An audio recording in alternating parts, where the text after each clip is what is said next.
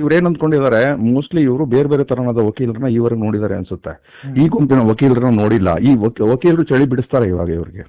ಇವ್ರು ಏನ್ ಅಂದ್ಕೊಂಡಿದ್ದಾರೆ, ನಾವ್ ಏನ್ ಮಾಡಿದ್ರು ನಡೆಯುತ್ತೆ ನ್ಯಾಯಾಲಯದಲ್ಲಿ, ವಕೀಲರು ಹಾಗೆ ಹೀಗೆ ಅಂತ ಅಂದ್ಕೊಂಡಿದ್ದಾರೆ. ಈ ತರನಾದ ವಕೀಲರನ್ನ ಅವ್ರು ನೋಡಿಲ್ಲ, ಈಗ ನೋಡ್ತೆ ಎಕ್ಸಿಮೇಷನ್ ಮಾಡಿದ್ರೆ ಅಲ್ಲಿ ಏನು ಸಿಗ್ಲಿಲ್ಲ ಅಂದ್ರೆ ಆತನನ್ನ ಆಕ್ಚುಲಿ ಆತನ ವಿರುದ್ಧ ಮೊಕದ್ದಮೆ ದಾಖಲು ಮಾಡೋದ್ರ ಜೊತೆಗೆ ಆತನಿಗೆ ಏನ್ ಶಿಕ್ಷೆ ಇದೆ ಅದನ್ನ ಶಿಕ್ಷಣ ಕೊಡ್ಲಿ ಅಂತ ಯಾರೇ ಹೇಳ್ತಿದ್ದಾರೆ. ಅವ್ರು ಮಾತ್ರ ಅಲ್ಲ, ಅವನ ವಕೀಲರು ನಾವೇ ಹೇಳ್ತಿದೀವಿ. ಈತ ಸುಳ್ಳು ಹೇಳಿದಾನೆ ಅಂದ್ರೆ ಅದನ್ನ ಶಿಕ್ಷೆ ಆಗ್ಬೇಕು. ಈತ ದೂರುದಾರ ಹೇಳ್ತಿರೋದ್ರಲ್ಲಿ ಸತ್ಯ ಇದೆಯಾ ಇಲ್ವಾ ಅನ್ನುವಂತ ಸಾಧಾರಣ ಮನುಷ್ಯ ಕುತೂಹಲವು ಈ ಪೊಲೀಸ್ ಇಲಾಖೆಗಿಲ್ಲ ಅಂತ ಹೇಳ್ಬೇಕಾಗತ್ತೆ.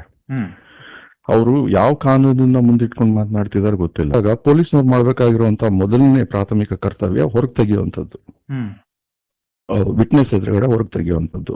ಈತ ಕೊಟ್ಟಿರೋ ದೂರಿನಲ್ಲಿ ಹೇಳಿರುವಂತದ್ದು ನಾನು ಹೊರಗೆ ತೆಗಿತೀನಿ ಅಂತ ಹೇಳಿದಾನೆ.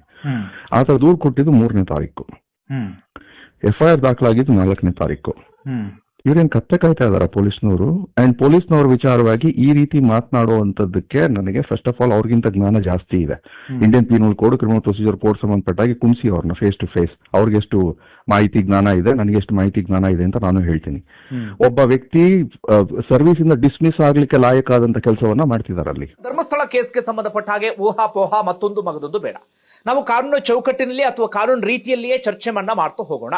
ಸದ್ಯ ಈ ಪ್ರಕರಣಕ್ಕೆ ಸಂಬಂಧಪಟ್ಟ ಹಾಗೆ ಅಧಿಕೃತವಾಗಿ ಮಾತನಾಡಬಹುದಾದಂತಹ ಸಾಕ್ಷಿದಾರನ ಪರ ವಕೀಲರಾಗಿರುವಂತಹ ಅಥವಾ ಆತನ ಪರವಾಗಿ ಹೋರಾಟವನ್ನ ಮಾಡ್ತಿರುವಂತಹ ಸುಪ್ರೀಂ ಕೋರ್ಟ್ ನ ವಕೀಲರಾಗಿರುವಂತಹ KV ಧನಂಜಯ ಅವರು ಮಾತಾಡಿದ್ದಾರೆ. ಪ್ರಕರಣಕ್ಕೆ ಸಂಬಂಧಪಟ್ಟ ಹಾಗೆ ಇಂಚಿಂಚು ಮಾಹಿತಿ ನೀಡಿದ್ದಾರೆ. ಪೊಲೀಸರ ತನಿಖೆಯ ವಿವರವೂ ಕೂಡ ಈ ವಿಡಿಯೋದಲ್ಲಿ ಇದೆ.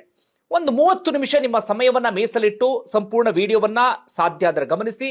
ಪ್ರಕರಣಕ್ಕೆ ಸಂಬಂಧಪಟ್ಟ ಹಾಗೆ ನಿಮಗೆ ಸಂಪೂರ್ಣ ಡೀಟೇಲ್ ಸಿಗುತ್ತೆ. ಸರ್ ನಮಸ್ತೆ.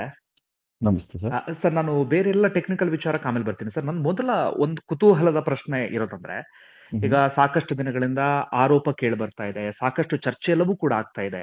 ಈಗ ನನ್ನ ಪ್ರಕಾರ ಒಂದೊಳ್ಳೆ ಅವಕಾಶ, ಎಲ್ಲವನ್ನು ಎಕ್ಸ್ಪೋಸ್ ಮಾಡೋದಕ್ಕೆ ಒಂದೊಳ್ಳೆ ಅವಕಾಶ. ಹೋಗಿ ಅಲ್ಲಿ ಆ ಬಾಡಿನ ತೆಗಿಯಕ್ ಪ್ರಯತ್ನ ಪಟ್ರೆ, ಅಲ್ಲೇನಾದ್ರು ಬಾಡಿ ಇಲ್ಲ ಅಂತ ಆಗ್ಬಿಟ್ರೆ ನೀಟಾಗಿ ಎಕ್ಸ್ಪೋಸ್ ಮಾಡಬಹುದು. ಇಲ್ಲಿವರೆಗೆ ಬಂದ ಆರೋಪ ಸುಳ್ಳು ಅಂತ ಹೇಳ್ಬೋದು. ನನ್ನ ಪ್ರಕಾರ ಕೈಗೊಂದು ತುತ್ತು ತಗೊಂಡೋಗಿ ಕೊಟ್ಟಿದ್ದಾರೆ ಈಗ ಆರಾಮಾಗಿ ಎಕ್ಸ್ಪೋಸ್ ಮಾಡೋದಕ್ಕೆ ಒಂದು ಅವಕಾಶ ಅಂತ ಹೇಳಿ. ನಿಮ್ಗೆ ಏನ್ ಅನ್ಸುತ್ತೆ ಸರ್ ಅದು?